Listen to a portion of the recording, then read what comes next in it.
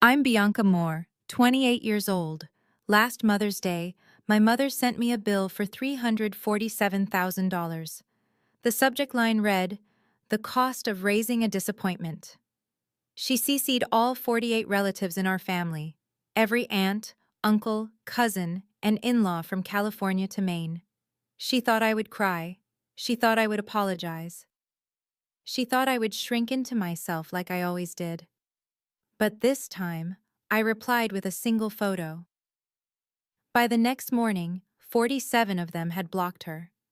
The 48th, my grandmother, didn't block her. She did something far worse. Before I tell you what that photo was and what my grandmother did, please take a moment to like and subscribe, but only if you genuinely enjoy this story. Drop a comment and let me know where you're watching from and what time it is there. Now let me start from the beginning.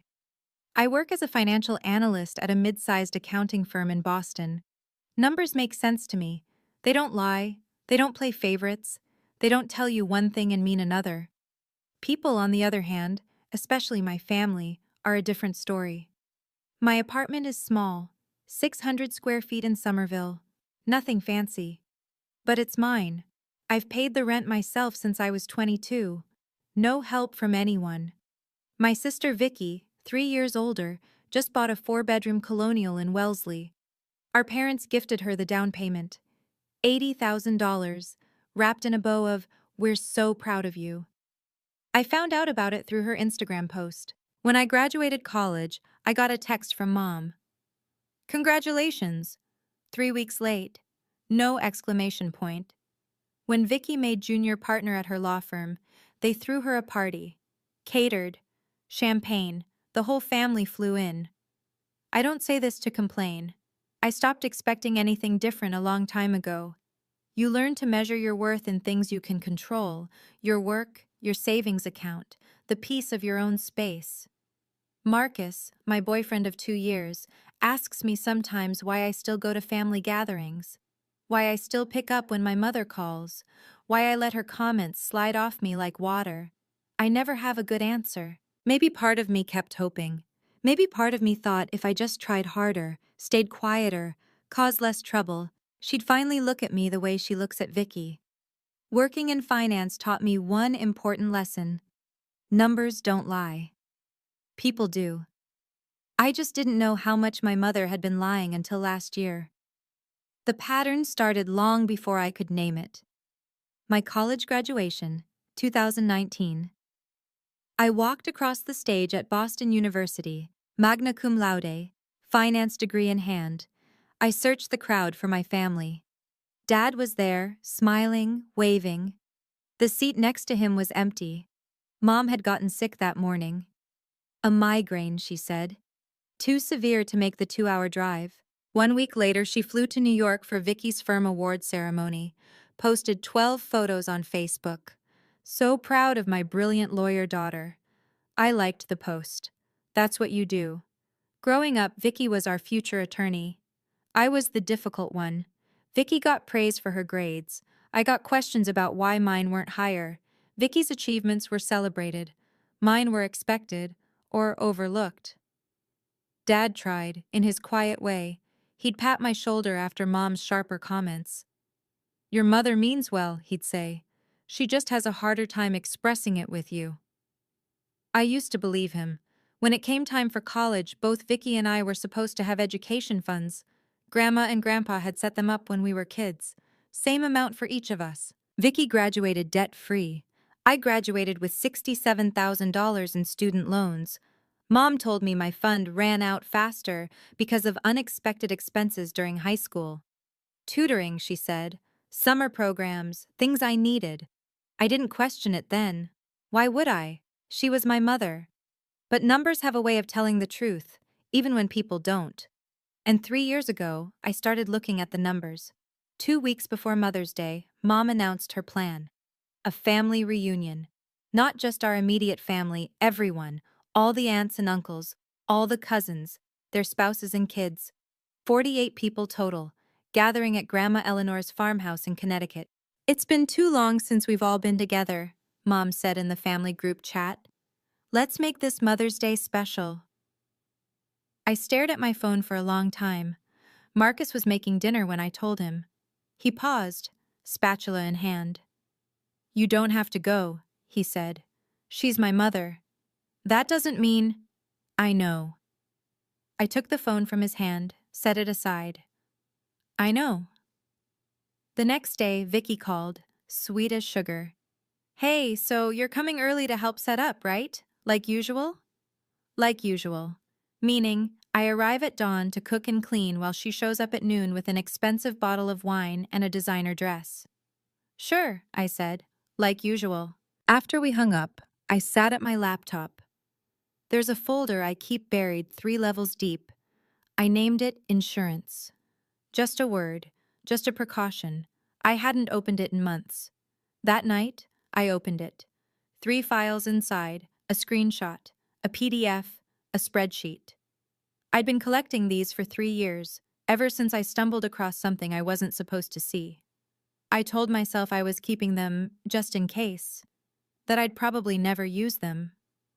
I closed the laptop and went to bed. But I couldn't sleep. Something about the way Mom announced this gathering, the size of it, the timing, the way she'd insisted everyone attend, felt like the setup to something. I just didn't know I was the punchline. Mother's Day morning. I arrived at Grandma Eleanor's farmhouse at 7. The sun was barely up. Dew clung to the grass. The old white colonial looked the same as it always had. Wraparound porch, blue shutters, the kind of house that holds generations of memories. Not all of them good. I spent the next 4 hours cooking, cleaning, arranging flowers, setting the long table in the dining room with the good china. 48 place settings, 48 cloth napkins, 48 chances for something to go wrong. Vicky arrived at 11:30. She swept in wearing a cream silk dress, carrying a bouquet of peonies that probably cost more than my monthly grocery budget. She kissed Mom on both cheeks. She complimented the decorations, the ones I'd put up. "Everything looks perfect," she said to Mom. "You outdid yourself." Mom smiled. I had a little help. She didn't look at me when she said it. By noon, the house was full. Aunts and uncles I saw once a year, cousins I barely knew, their kids running through the hallways, noise and laughter, and the smell of the roast I'd been preparing since dawn. Mom moved through the crowd like a queen, accepting hugs, accepting compliments, accepting the spotlight. I stayed near the kitchen. During the family photo, Mom positioned everyone on the porch steps. She placed Vicky right beside her. When I stepped forward, she glanced at me. "Bianca, honey, stand in the back. You're taller. You'll block everyone." I stood in the back. That's when Grandma Eleanor appeared beside me. She squeezed my elbow. Her grip was firm for a 78-year-old woman. "Whatever happens today," she said quietly, "hold your ground. You hear me?" I didn't understand. Not yet. The toast began after lunch. Uncle Robert went first, raising his glass to the heart of our family. Aunt Patricia followed with tears in her eyes about sisterhood. Cousin after cousin stood up, praising mothers, praising Mom specifically, praising the woman who sacrificed everything. I stayed quiet. I'd learned long ago that my voice wasn't wanted in these moments. Then Mom stood up. She smoothed her lavender dress. She picked up her wine glass. The room fell silent with practiced reverence. "Thank you all for being here," she began. Her voice carried that warm, practiced tone, the one she used for audiences. "Being a mother is the most rewarding job in the world, but also the hardest." Murmurs of agreement rippled through the room. "I've been blessed with 2 daughters, 2 very different daughters." She paused, letting the weight of the words settle. "One who has made me proud every single day, and one who has tested me." Eyes shifted toward me. I felt them like heat. "I've thought long and hard about how to express what motherhood really means, the sacrifices we make, the costs we bear." She reached into her pocket and pulled out her phone. "So I've prepared something special.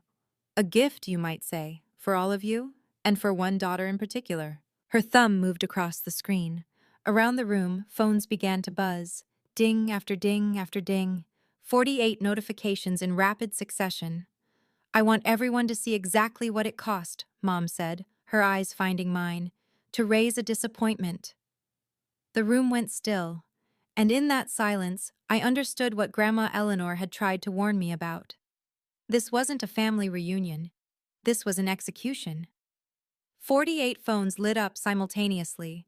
I watched hands reach for devices, watched faces bend toward screens, watched expressions shift from curiosity to discomfort to shock. The email subject line: the cost of raising a disappointment.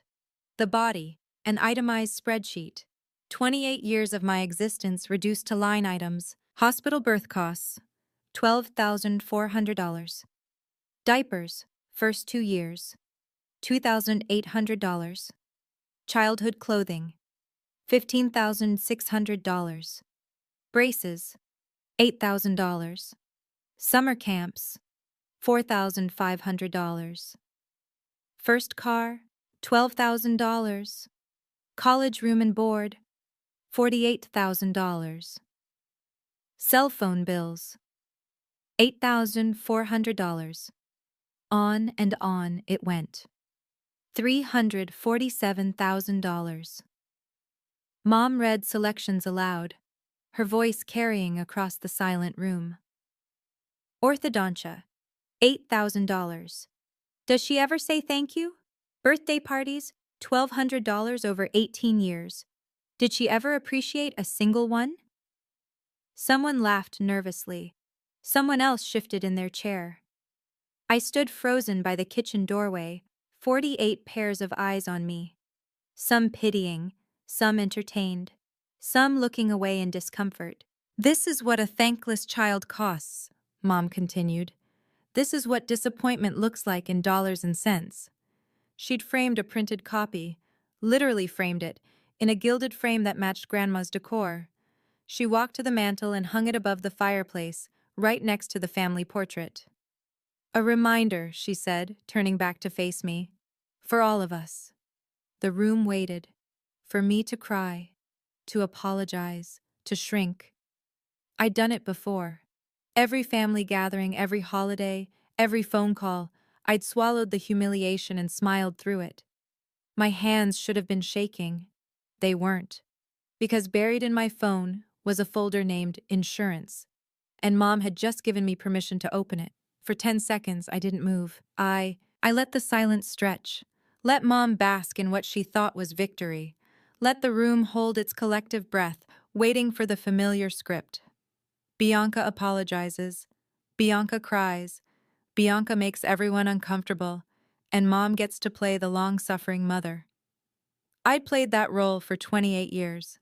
Not today. My mind flashed through memories. Every Christmas where my gifts were afterthoughts. Every report card that earned criticism instead of praise. Every time I'd said, "I'm sorry," for existing in a way that inconvenienced her. I thought about the nights I'd spent in my apartment, staring at credit reports I couldn't understand. The calls with IRS agents about tax returns I'd never filed. The apartment applications rejected because of a credit score I'd never earned. I thought about the folder on my phone, 3 files, 3 years of quiet documentation, 3 chances to prove that the disappointment narrative wasn't just unfair, it was a cover story. I looked around the room. Vicky was whispering something to her husband, a smirk on her face. Dad was staring at his plate. Grandma Eleanor sat perfectly still, her eyes on me. She gave me the smallest nod. My hand went to my phone.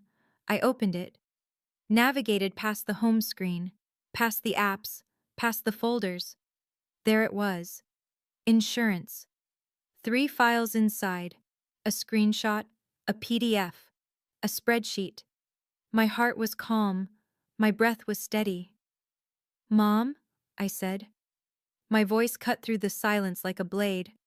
"Since we're sharing numbers today, I have some of my own." The smirk on her face flickered. "What are you doing?" she asked. I smiled. The first genuine smile I'd worn all day. Balancing the books. I walked toward the center of the room. Every step echoed against the hardwood floor. Conversations had died completely. Even the children in the hallway had gone quiet, sensing something in the air. "Keep your phones handy," I said. My voice was steady, professional, the same tone I used in client presentations. "Because I'm about to send you something too." "Bianca." Mom's tone had shifted, a warning edge. "This isn't the time." "Actually, it's the perfect time." I stopped beside her, close enough to see the mascara she'd carefully applied, close enough to see the first flicker of fear beneath her confidence. "You calculated what I cost you, Mom. Seems only fair I calculate what you cost me." I opened my email app, selected all 48 family contacts. "Bianca, whatever you think you're doing, I'm doing exactly what you taught me." I looked up at her, held her gaze. "Showing receipts?" I pressed send. The familiar chorus of notification sounds filled the room. Ding, ding, ding. One after another, spreading through the crowd like dominoes falling. Mom's face paled slightly. "What did you just send?" "The truth." I slipped my phone back into my pocket. "You have numbers, Mom. I have documents." Movement caught my eye. Grandma Eleanor had risen from her chair, but she wasn't moving to stop this. She was pulling her seat closer. Front row. A few relatives were already opening the email. I saw their expressions change. Confusion first, then something else. Uncle Robert was the first to look up at Mom with a different kind of expression. "Linda," he said slowly, "what is this?" Mom's composure cracked, just for a moment. The performance was about to get interesting. "Now, before I show you exactly what was in that email, I have to ask, how many of you have a folder like mine? Evidence you've been collecting, hoping you'd never have to use? Drop a 1 in the comments if you know exactly what I'm talking about. And if you're watching this late at night, unable to sleep because family drama is keeping you up, you're not alone. Hit subscribe and let's get through this together." Okay, back to that dining room. The email contained 3 attachments. I started with the first one. "Mom, you charged me for my college education in your little bill. Room and board, textbooks, living expenses." I paused. "But here's the thing. I paid for college myself. $67,000 in student loans. Still paying them off." Murmurs rippled through the room. "That's because my college fund ran out, right? That's what you told me." I pulled up the PDF on my phone, projecting calm I didn't entirely feel. "Except I work in finance now, and I know how to trace money." I turned to face the room. "Grandma and Grandpa Harrison set up education trusts for both Vicky and me when we were children. Same amount, $89,000 each." I let that number sink in. Vicky used hers, graduated debt-free. I pointed to the screen showing on my phone. "My trust was withdrawn in full on August 3, 2016, 1 month before I started college. The money was transferred to an account belonging to Linda Moore." Aunt Patricia's hand went to her mouth. $89,000, I repeated. "Gone, into Mom's personal account. 1 week later." I swiped to the next document. "She purchased a new Lexus. Cash." "That money was for family expenses." Mom's voice rose, defensive. "You don't understand." "I understand bank records." I kept my voice level. "I understand wire transfers. I understand that you stole my college fund and let me drown in debt while you drove a luxury car." Dad stood up slowly from his chair. His face had gone pale. "Linda," he said quietly, "is this true?" Mom opened her mouth to respond, but I wasn't finished yet. "That's just the beginning," I said. The room had grown colder somehow. Or maybe it was just the way people were looking at Mom now, with less sympathy, more scrutiny. I opened the second attachment, a spreadsheet. For the past 2 years, I've been getting strange letters from the IRS, audits, notices about discrepancies. At first, I thought it was a mistake. I scrolled through the document. Then I hired a CPA to dig deeper. I turned the phone so people nearby could see the screen. Columns of numbers, dates, filings. From 2018 to 2024, Mom claimed me as a dependent on her federal taxes, 6 consecutive years. Cousin Michael frowned. So? Parents claim their kids all the time. I was 22 in 2018, I said, living in my own apartment, paying my own rent, my own insurance, my own everything. I haven't been anyone's dependent since I was 21. The implication landed. I watched it spread across faces. Each year she received between $4,000 and $6,000 in tax benefits from claiming me. I did the math out loud. Total, approximately $32,000. Tax fraud using my social security number. That's a federal crime. Uncle George, a retired accountant himself, spoke up, his voice grim. I know. I looked at Mom. I had to hire a CPA to clean up the mess. $3,400 out of my own pocket to fix what you did. Dad's hands were gripping the edge of the table. Linda, you told me Bianca agreed to this arrangement. Richard, stay out of this. But it was too late for that. The room was shifting, the narrative was changing, and I still had one more file to show them. I let the silence build. Mom was looking at me differently now. The confidence was gone. In its place was something I'd rarely seen on her face: uncertainty. There's one more thing, I said quietly. I didn't open the third file yet. Instead, I asked her a question. Mom, do you remember when I applied for my first apartment after college? The one in Cambridge? She didn't answer. I got rejected. The landlord told me my credit score was 520. I was 22 years old with a score that said I was a financial disaster. I paused. I'd never missed a payment in my life. I'd never had a credit card. Understanding dawned in a few faces around the room. So I pulled my credit report. And do you know what I found? I opened the third attachment. Bank statements, credit card applications, all bearing my name. 3 credit cards, opened in 2016, 2017, and 2018, all using my name and social security number, all maxed out. I let the number land like a hammer. $47,000 in debt, on my record, for purchases I never made. Aunt Martha gasped.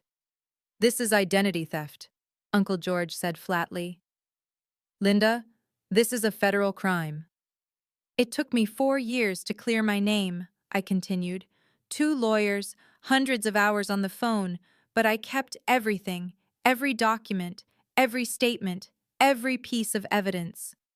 Movement at the edge of the room. Vicky was standing up, reaching for her purse. Sit down, Vicky. She froze. You're not going anywhere. I met her eyes. Because one of those credit cards? The statements were shipped to your address. The color drained from my sister's face. I didn't know, Vicky started. Don't. My voice was calm, cold. I have the shipping receipts, your address, your signature on delivery confirmations. The room turned to look at my sister, the golden child, the one who could do no wrong. You received packages in my name for 3 years, designer bags, electronics, jewelry. I pulled up one particular receipt, including an engagement ring, $8,400, charged to a card with my name on it. Vicky's husband, Derek, stared at her hand, at the diamond glittering under the dining room lights. You wore my stolen identity to your wedding, I said. Did you know? Or did you just not want to know? Vicky's voice cracked. Mom said it was an emergency. She said you wouldn't find out. I didn't think. An emergency that lasted 4 years? Buying Gucci bags was an emergency? Aunt Patricia rose from her seat, her face ashen. Victoria, how could you? I didn't know it was illegal. Vicky's composure shattered. Tears streamed down her face. Real ones, maybe. Or maybe just the performance she'd learned from Mom. She told me Bianca would never check. She told you to help her steal from me. I finished the sentence. And you did. The murmurs had grown to open conversation now. Relatives talking to each other, voices rising, some in shock, some in anger, some already standing, reaching for coats and car keys. But there was one more thing, the screenshot. I hadn't opened it yet. The one I'd been holding for 3 years, the one that explained everything. I looked at my mother. She was pale now, trembling. "There's one more file," I said. "But this one is the big one." Mom saw the shift in the room. She felt it slipping away from her. So she did what she'd always done. She changed tactics. Her shoulders began to shake. Her eyes glistened with tears. She pressed a hand to her chest like she was struggling to breathe. "I can't believe this," she said, her voice cracking beautifully.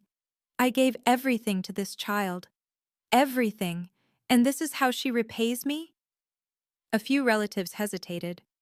Old habits die hard. We're trained from birth to comfort a crying mother. "I made mistakes, yes. But I did it for the family. Everything I did was for the family." She reached for Dad's arm. "Richard, tell them. Tell them I only wanted what was best for everyone." Dad stood rigid. His jaw worked silently. He didn't move toward her. Mom turned to Grandma Eleanor. "Mama, please, say something. You know me. You know I'm not a monster." Grandma Eleanor remained seated. Her face was stone. "I'm listening, Linda," she said quietly. "I'm listening to everything." Mom's desperation showed now. The performance was cracking at the edges. "Fine." Her voice hardened. Something dangerous flickered in her eyes. "You want to play this game, Bianca? You want to air dirty laundry in front of everyone?" She stepped toward me. Close. Too close. "Then let's talk about why," she hissed. "Let's talk about why I've treated you differently your whole life. There are things you don't know. Things I've protected you from. A warning. A threat. There are things about you, little girl, that would change everything." She thought she still had leverage. She thought her secret was bigger than mine. She was wrong. "You're right, Mom," I said. "There is something I don't know, or didn't know, until 3 years ago." Mom's eyes widened slightly, just a fraction. "What are you talking about?" 3 years ago, I was at Vicky's apartment. She left her phone on the kitchen counter while she went to take a call. A message came through. I kept my voice even. "From you." The color was draining from Mom's face now. "I wasn't going to read it, but your name was there and the preview showed something I couldn't ignore." "Bianca?" Her voice was a warning. "So I took a screenshot." "Don't." "And I've had it for 3 years." I pulled up my phone. 3 years of you humiliating me at every holiday, every birthday, every family gathering. 3 years of swallowing your insults and saying nothing. Mom's composure finally cracked. Real fear showed in her eyes. "I never used it," I continued. "I told myself I never would, that it wasn't my secret to tell, that maybe, you had a reason for being the way you are." "Please." The word came out broken. "Please, Bianca. Whatever you think you know." "I didn't come here today planning to do this." My voice was steady. "But you did, Mom. You planned this whole thing. You wanted to humiliate me in front of everyone. You wanted to make me the villain of your story." I held up my phone. "So now I'm going to tell the truth." "If you ever loved me," Mom started. "Loved you?" I felt something crack in my chest. "I spent my entire life trying to earn your love. Turns out I never had a chance." I opened the email app, selected all 48 contacts, attached the screenshot. My thumb hovered over send. "This is why," I said quietly. "This is why you've hated me since the day I was born." I pressed send. The notifications erupted. 48 phones, 48 dings, one after another, a cascade of digital alerts that filled the silent room like gunfire. Mom lunged toward me. "Delete it! Make them delete it!" Her voice was ragged, desperate. Uncle Robert caught her arm. "Linda, stop!" But everyone was already looking, already reading. I watched their faces as the screenshot loaded on their screens. Confusion first, then the slow dawning of comprehension, then shock. Aunt Patricia's hand flew to her mouth. Uncle George sat down heavily. Cousin Michael dropped his phone entirely. The screenshot was a text message From Linda Moore to Victoria Moore, dated July 15th, 2023. It read, "This one isn't Richard's biological child. Don't tell anyone. If he finds out, he'll divorce me and I'll lose everything." The room went absolutely still. Then Dad spoke. "Linda?" His voice was barely a whisper. "What is this?" Mom was shaking, all the color gone from her face. "It's not. I can explain. That's not what it. Is it true?" The question hung in the air. 28 years of marriage. 28 years of loving a daughter who might not be his. Mom couldn't speak. It was Vicky, ironic, traitorous Vicky, who confirmed it. "It's real," she said quietly. Her voice was hollow. "She sent it to me 3 years ago. Made me promise never to say anything." Dad made a sound. A wounded animal sound. He turned and walked toward the door. "Richard." Mom reached for him. He didn't look back. The front door opened, closed. I heard his car engine start, heard it pull away. And standing in the wreckage of her own making, my mother finally looked at me. Not with anger, with something worse. Fear. The silence that followed was unlike anything I'd ever experienced. 47 people processed the same information simultaneously. 28 years of family history, rewritten in a single text message. I wasn't Richard Moore's biological daughter. The man who'd taught me to ride a bike. Who'd helped me with math homework. Who'd walked me to school on my first day. He wasn't my biological father. And my mother had known all along. Suddenly, everything made sense. The differential treatment, the constant criticism, the way she looked at me, like I was a reminder of something she wanted to forget. I wasn't a disappointment, I was evidence. "You spent 28 years punishing me," I said quietly. "Not because I wasn't good enough, because every time you looked at me, you saw your own mistake." Mom's mouth opened, closed, opened again. "I was 17, she finally said. 17 and stupid. It was one time. I don't care about what happened 29 years ago." My voice was steady. "I care about what happened every day after. Every insult, every comparison to Vicky, every time you made me feel worthless." Grandma Eleanor rose from her chair. She moved slowly toward Mom. For a moment, I thought she was going to comfort her daughter. Instead, she stopped 3 feet away and looked at her with an expression I'd never seen before. Disgust. "I suspected," Eleanor said quietly. "For years I suspected something wasn't right. The way you treated that girl." She shook her head. "But I never imagined this." "Mama, please." 28 years, Eleanor continued. "You lied to everyone. To Richard, to the entire family." She paused. "To me." Mom started to cry. Real tears now. I could tell the difference. But no one moved to comfort her. The room fractured. People began moving all at once. Voices overlapped, shocked whispers, angry questions, the scrape of chairs being pushed back. "I can't believe this. 28 years of lying. Poor Richard, God, poor Richard." Aunt Patricia grabbed her purse and headed for the door without a word. Uncle George followed, shaking his head. Cousin Beth was already on her phone, probably calling someone who hadn't made it to the reunion. Those who stayed looked at Mom differently now. Not with the deference she'd cultivated for decades. With something closer to revulsion. "Everything I did for this family," Mom screamed. Her composure was completely gone. Mascara ran down her cheeks in black rivers. "I kept us together. I protected everyone from the truth." "You protected yourself," Aunt Martha corrected quietly. "That's all you ever did, Linda." Around the room, phones were buzzing. The exodus had begun in the family group chat, too. I caught glimpses over shoulders. People leaving the conversation, blocking contacts, typing furious messages. Mom lunged for my phone. "Delete it! Make everyone delete it!" Uncle Robert and Derek held her back. I stood motionless in the center of it all, watching 28 years of carefully constructed lies collapse in real time. Then I felt a hand on my shoulder. Gentle, warm, Grandma Eleanor. Come with me, she said softly. She guided me through the chaos, past relatives who reached out to touch my arm, past cousins who said things like, "I'm so sorry," and "I had no idea." We stopped by the front door. Through the glass, I could see the driveway was emptying, cars pulling out one after another. "You're still my granddaughter," Eleanor said firmly. "Blood or no blood, that doesn't change." I believed her.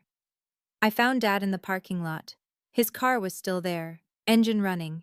He hadn't made it past the end of the driveway.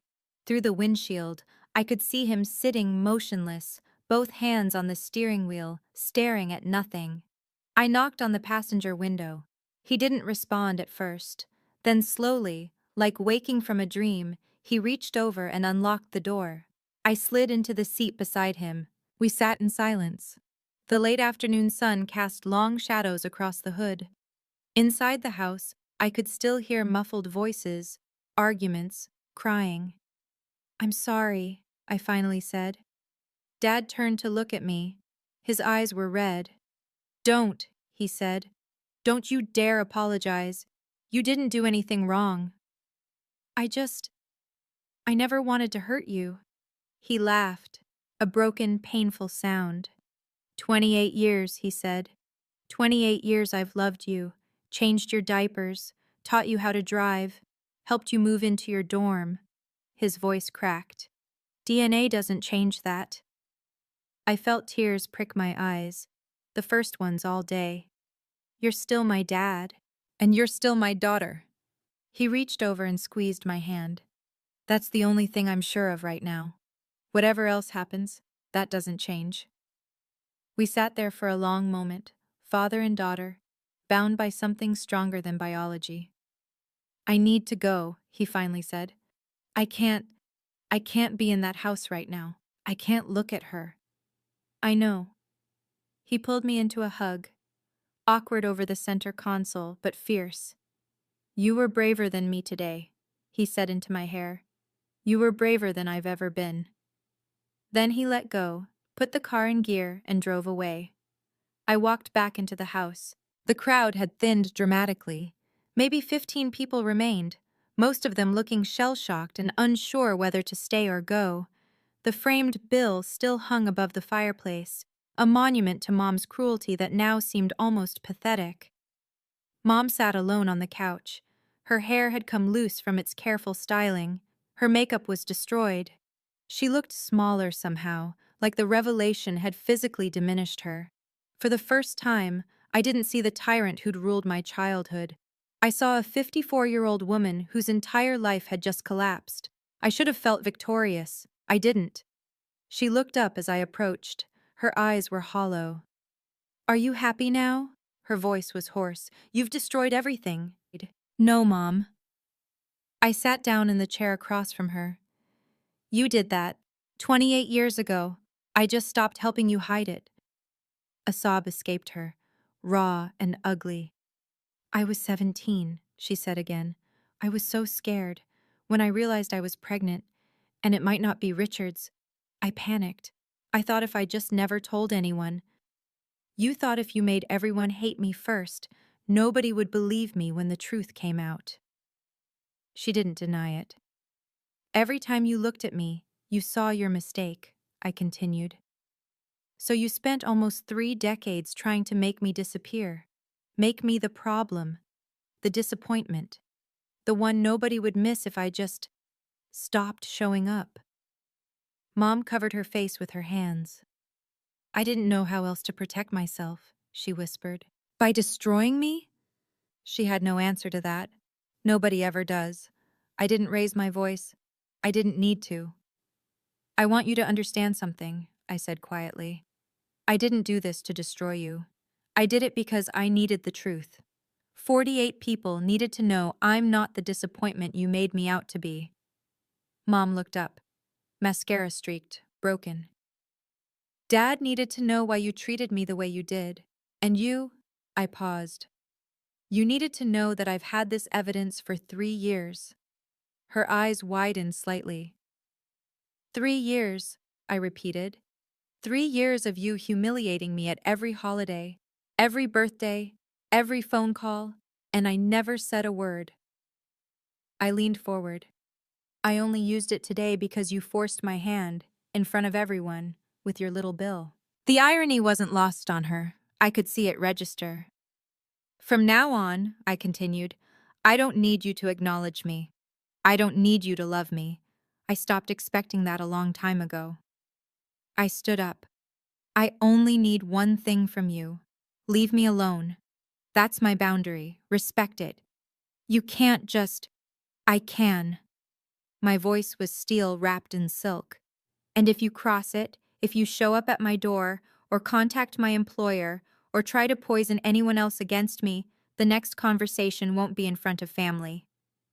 I held her gaze. It will be with the IRS and the police. Identity theft, tax fraud, theft of my education fund. I have everything documented. Mom's face went white. I walked toward the door. Goodbye, Mom. She didn't call after me. For the first time in 28 years, my hands weren't shaking. They were perfectly still. Now, if you've made it this far, I need to know, was I right to expose everything in front of the whole family? Or should I have handled it privately? Drop a comment with public or private and tell me why. Also, can we talk about Grandma Eleanor for a second? She's been suspiciously calm this whole time, and what she did next changed everything. But first, if this story is hitting different for you tonight, subscribe. We're not done yet. Back to that night. Marcus was waiting when I got home. He didn't ask questions right away. He just pulled me into a hug that lasted 3 full minutes, then made me tea and sat beside me on the couch. I told him everything. When I finished, I finally let myself look at my phone. I'd been avoiding it on the drive home. The notifications were overwhelming. The family group chat was chaos. Message after message, people sharing their shock, their anger, their sudden clarity about years of witnessing Mom's behavior and never questioning it. And then the blocks started showing. One by one, family members were removing Linda Moore from their contacts, leaving group chats, unfollowing on social media. By midnight, I counted 47. Private messages flooded my inbox. I had no idea. I'm so sorry for never stepping in.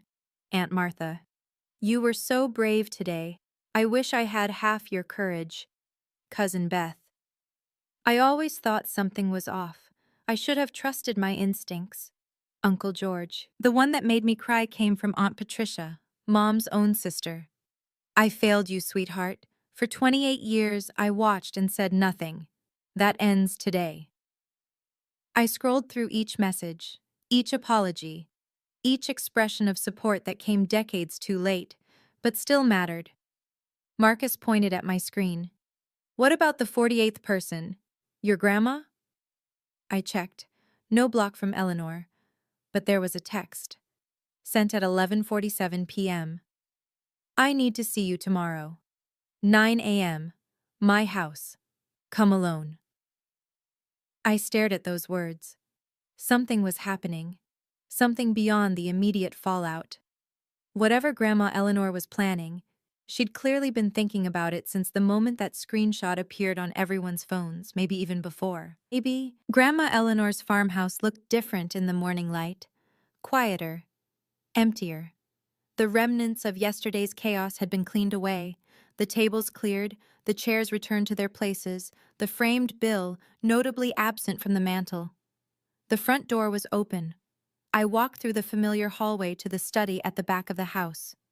Grandma Eleanor sat behind her oak desk. Papers were spread in front of her, official-looking documents covered in dense paragraphs and signatures.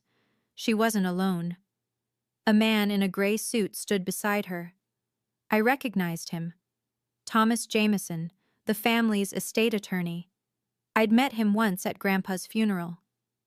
Sit down, dear, Grandma said. I took the chair across from her. My heart was beating faster than I wanted it to. I didn't block your mother, Eleanor said directly. Do you want to know why? Yes, because blocking her would have been a kindness. Her voice was iron. What I did instead is permanent. She slid a document across the desk toward me. At 2:17 this morning, I called Thomas, woke him from a dead sleep. By 4 a.m., we had finalized new paperwork. She tapped the document. My will has been changed. I looked at the paper. Legal language swam before my eyes. I don't understand. Your mother was originally set to receive 35% of my estate. That's been reduced to 5%. Eleanor's eyes met mine. Just enough that she can't challenge it on grounds of being completely disinherited. My breath caught. Your share has increased from 10% to 30%. She paused. Your father's portion remains the same. He's a victim in this too. Grandma, I wasn't expecting. I know. Her voice softened. That's precisely why you deserve it. Thomas Jameson cleared his throat. For clarity, Mrs. Harrison has redistributed her estate as follows. Thank you, Thomas. I'll explain. Grandma Eleanor took the document back. This isn't about punishment. This is about justice. She stood and walked to the window, looking out over the property, acres of Connecticut farmland that had been in our family for 3 generations. I started suspecting something was wrong years ago, she said quietly. The way Linda treated you, the excuses, the favoritism so blatant it made me uncomfortable. She turned back to face me. When your grandfather was alive, we tried to intervene. We set up that education trust specifically because we worried Linda would manage things poorly. Her expression darkened. We never imagined she'd steal from her own child. You couldn't have known. I should have looked harder. Eleanor's voice cracked just slightly. I should have asked more questions. When you graduated with all that debt, I offered to help, but Linda told me you refused, said you wanted to prove you could do it yourself. My jaw tightened. Another lie, another manipulation. I believed her. Eleanor shook her head. I won't make that mistake again. She reached into her desk drawer and pulled out an envelope, cream-colored, thick. My name was written on it in her careful handwriting. This is the graduation gift I tried to give you 6 years ago. Linda intercepted it, told me you didn't want it. I opened the envelope. Inside was a check for $50,000, dated 2020, and beneath it, a handwritten letter. To my granddaughter Bianca, may your future be brighter than anyone expects. You've always been special. Don't let anyone tell you otherwise. Love, Grandma Eleanor. The tears came before I could stop them. I was walking to my car when Vicky appeared. She must have been waiting outside, watching for me to leave. Her face was puffy from crying. No makeup, hair pulled back in a messy ponytail. She looked more human than I'd seen her in years. Bianca, wait. I stopped but didn't turn around. Please, she said. Just 2 minutes. I turned, waited. Vicky took a shaky breath. I know I don't deserve anything from you. I know that. You're right. You don't. But I need you to understand. She struggled with the words. I didn't know about the credit cards. Not at first. When I found out, I should have said something. I should have stopped it. But you didn't. No. Her voice broke. I was scared. I was so scared of becoming you. Of having Mom turn on me the way she turned on you. I felt something shift in my chest. Not forgiveness, not yet. But recognition. So you helped her hurt me, I said. To protect yourself. Yes. Vicky wiped her eyes. I'm not asking you to forgive me. I just wanted you to know. I understand now why you did what you did, and I'm sorry for all of it. We stood there, 2 sisters on opposite sides of a divide that might never fully close. I can't forgive you right now, I said finally. Maybe not ever, but I understand why you did it. Fear makes people do terrible things. I paused. Look at Mom. Vicky nodded. If you ever want to talk, I'm here. I need time. I know. We didn't hug. didn't make promises, just nodded at each other and walked to our separate cars. It wasn't closure, but it was honest. That was more than we'd ever had before. A week later, the full picture emerged. Aunt Patricia called me with updates. She'd become my unofficial liaison to the family chaos I'd left behind. "Your mother found out about the will," Patricia said. "Thomas Jameson sent her the notification." "How did she take it?" A pause. "She called your grandmother screaming, threatened to sue, threatened to contest, said Eleanor was senile and being manipulated." "And what did Grandma say?" "One sentence. Then she hung up." "What was the sentence?" Patricia's voice held something like admiration. "You made your choices for 28 years. I've made mine." I let that sink in. "What about Dad?" I asked. "Moved out. He's staying with his brother in Hartford. The divorce papers have already been filed." 30 years of marriage, undone in a week. "And Mom?" "Alone," Patricia sighed. "She calls everyone, asking for support, asking people to reach out to Eleanor on her behalf. Nobody answers." I should have felt triumph. I didn't. "Do you feel guilty?" Marcus asked me that night after I relayed the conversation. I thought about it, really considered the question. "No," I said finally. "But I don't feel victorious either. I just feel done." Marcus waited. "It's like a wound that's been infected for years," I continued. "What happened yesterday was the surgery. It hurts. It's ugly. But now it can actually heal." He pulled me close. "Is it over?" I thought about the check from Grandma Eleanor deposited in my account, the messages of support from relatives I barely knew, the silence from the woman who gave birth to me. "The explosion is over," I said. "Now comes the part where we see what's left standing." Turns out, more than I expected. 2 months after Mother's Day. Life found a new rhythm. My credit score, cleared of Mom's fraudulent cards, climbed to 748. My student loans dropped to 23,000. I'd made a significant payment with Grandma Eleanor's gift. Not to erase the debt entirely, but to prove to myself I could handle it. Marcus and I moved in together. A new apartment in Cambridge, 1 bedroom bigger than my old place, a kitchen with actual counter space. We picked it out together, no one else's opinion asked or required. Dad came to see it on moving day. He brought a houseplant and a bottle of wine. His eyes were tired, but there was something lighter in them. "How are you?" I asked while Marcus unpacked boxes in the other room. "Getting there." He set the plant on the windowsill. "The divorce will be finalized next month. I'm staying with your Uncle Bill until I figure out my next move." "And emotionally?" He managed a small smile. 28 years of lies is a lot to process. "But you know what? I don't regret a single day of being your father, not one." We hugged for a long time. Sunday dinners became our new tradition. Just us.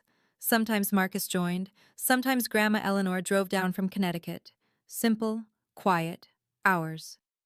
Then 3 weeks after we moved, an envelope arrived. No return address, postmarked from Ohio. Inside was a single sheet of paper, a letter. "Dear Miss Moore, I received your DNA profile through 23andMe and discovered we share a biological connection. My name is Michael. I believe I may be your father. I'm not seeking anything from you. I just thought you should know I exist. If you ever want to talk, I'm here." A phone number was printed at the bottom. I stared at the letter for 3 days before showing it to Marcus. "What are you thinking?" he asked. "I don't know. I've spent 28 years with one father. Now there might be 2. Michael's letter was careful, respectful. He wasn't demanding a relationship or inserting himself into my life. He was simply making himself known. According to the brief details he'd shared, he and my mother had been co-workers nearly 30 years ago, a brief relationship. She broke it off suddenly, and he never knew why. He'd moved to Ohio, built a life, had other children. When a relative mentioned the family scandal that had spread through social media whispers and gossip, he'd taken a DNA test. The match was conclusive. "He's not asking to be your father," Marcus said carefully. "Richard is your dad. This guy knows that." "I know. But, but what if I want to know him someday?